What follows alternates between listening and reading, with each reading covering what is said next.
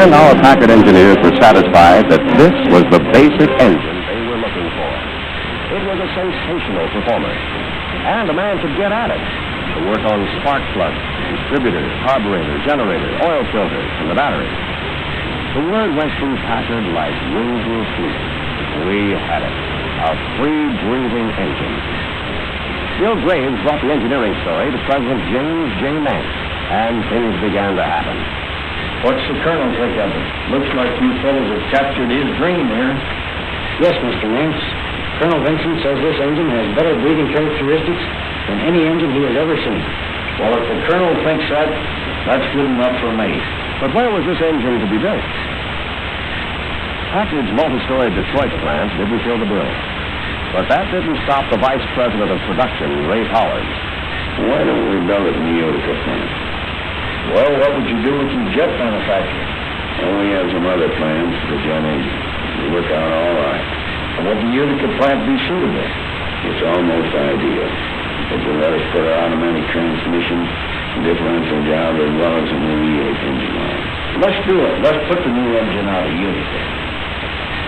The Utica plant was originally built for jet engine production, but the switch was on. Mr. Powers' manufacturing engineers waded into the job. They studied production methods for every part of the engine. The blueprint room was in the paper business, turning them out by the thousands to steer every step in the manufacturing process. They timed the main assembly and sub-assembly lines. They plotted a production line and ordered machine tools to work the line. In the fall of 1954, after months of labor, the Packard Utica plant, the most modern engine-building plant in the business, was ready to go. Production lines were rolling. Heavy transfer machines were in action. These precision machines started turning out the finest engines ever built. And the whole operation was quality control from start to finish. Every man in Packard knew that this baby we call our finest was being built with the highest standards of quality in the entire industry. Look at the hair-splitting device for balancing a crankshaft. You can talk all day about building engines, but the good ones have to be built this way. 36 major components coordinated perfectly to produce this first truly free-breathing engine in the history of the automobile industry. Believe me, this engine will guarantee the future of Packard's reputation as the master motor builder. That's the history of this great engine. The engine that powers the 1955 Packard. How good is it? Well, let's check in at the proving ground and catch up with the durability test.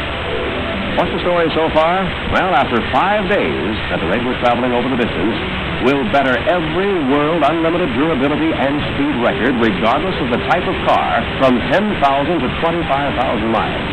We've already bettered the record for 10,000 miles. A Jaguar set it with an average speed of 100.65 miles per hour. We averaged 105.86.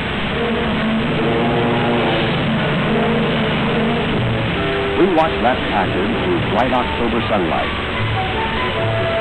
And it was dark with frosty night. It was like watching your boy run for touchdowns or smack home runs. You could feel the tenseness, the excitement, the pride of our pit crews, the miles piled up.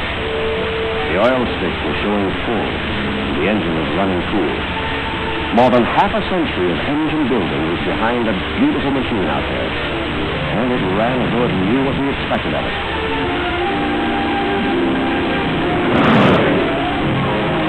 We watched it come barreling around in the rain and the sleet.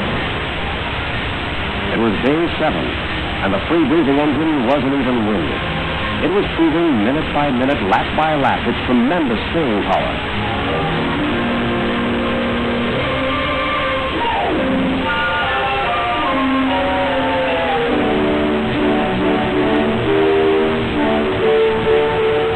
Drivers knew that the goal was in sight, and you could sense their confidence in this engine, which would make over 53 million revolutions before it passed the final flag.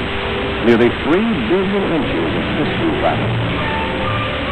We kept good shoes on her all the way. We didn't have to gamble. We just hurried.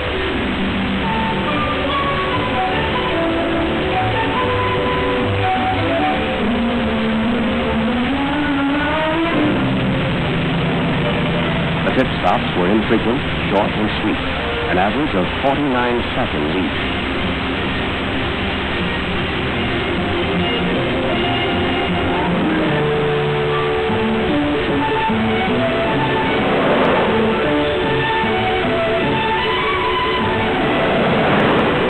What's the score now? It's day 8. 7,957 laps. Actual mileage, 20,190.56 miles. Elapsed time, 192 hours, 1 minute. Average speed, 105.155 miles per hour, including all pit stops. Just for the record, if we end up with an average of 104 miles per hour or more, we can better more than 150 AAA competitive records. And we could beat every national closed car record in existence from 5 miles to 25,000 miles in up to 9 days, and beat him by 6 to 36 miles.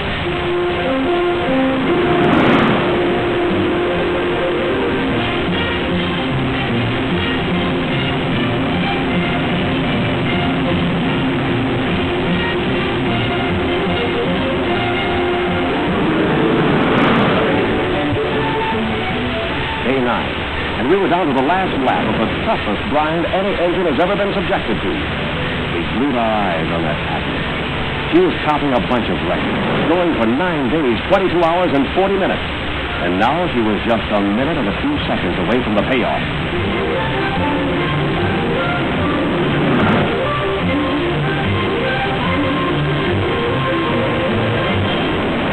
She had already gone the distance around the world, and it looked like she could do it again without losing a stride.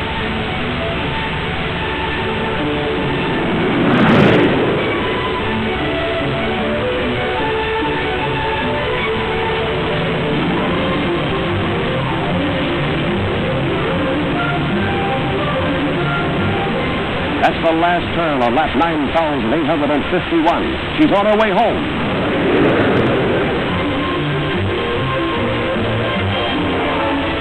25,000 miles at an average speed of 104.737 miles an hour. That's equal to 500,000 miles of normal family driving. No wonder a bunch of grown-up engineers wanted to yell like kids on October 31st, 1954. That was the day the Packard free-breathing V engine paid them back for 8 years of back-breaking hard work.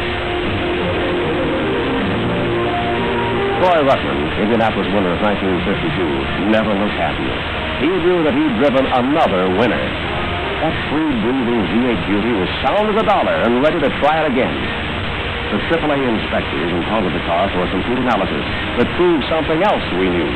Our free-breathing, high-torque V8 can take it.